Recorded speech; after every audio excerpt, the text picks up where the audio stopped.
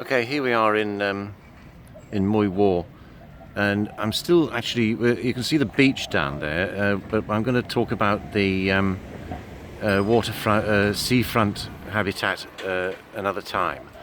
At the moment, we are in this area, which was reclaimed from mud flats, probably about late 80s. So.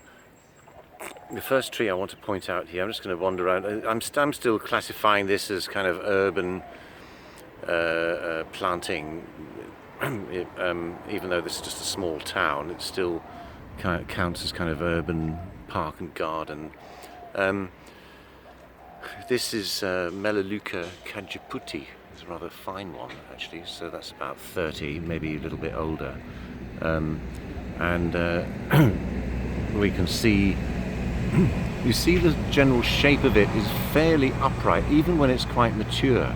You see most of the main branches are going up, and it doesn't really spread out massively, not like Ficus microcarpa, which in fact we can see right behind me, right? The Ficus microcarpa, you can see how that spreads out.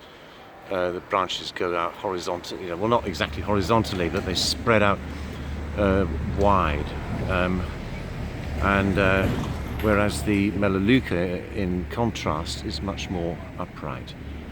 Anyway, here's the shaggy bark, right? The paper bark, the bakjinjang, which is very distinctive of this species.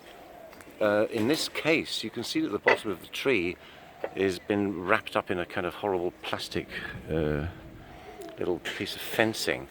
And that's to try and keep the cows and the water buffalo that live on Lantau from eating the bark. Because you can see, in fact, if you look, the water buffalo have been reaching right up and eating the bark. Right? There's something in the bark that they like. I don't know what it is, to be honest, but there's something there. It doesn't seem to be harming the tree. I mean, the tree, even though the bark gets eaten off, and the protection doesn't seem to be doing very much, to be honest. Maybe they can get their tongues in there, I don't know.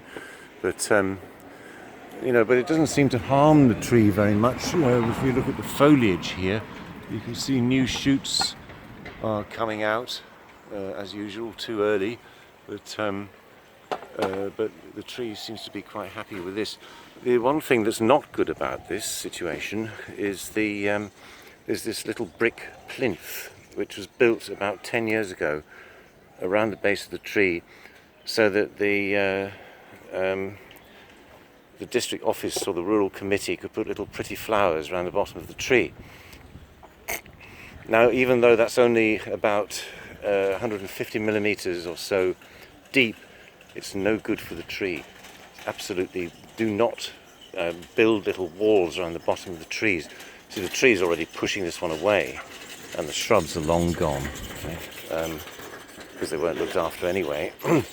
And the roots are now, you can see the roots are lifting the paving up. Right? So actually, even a tree as relatively well behaved as Melaleuca needs a bigger tree pit, a bigger space to grow in.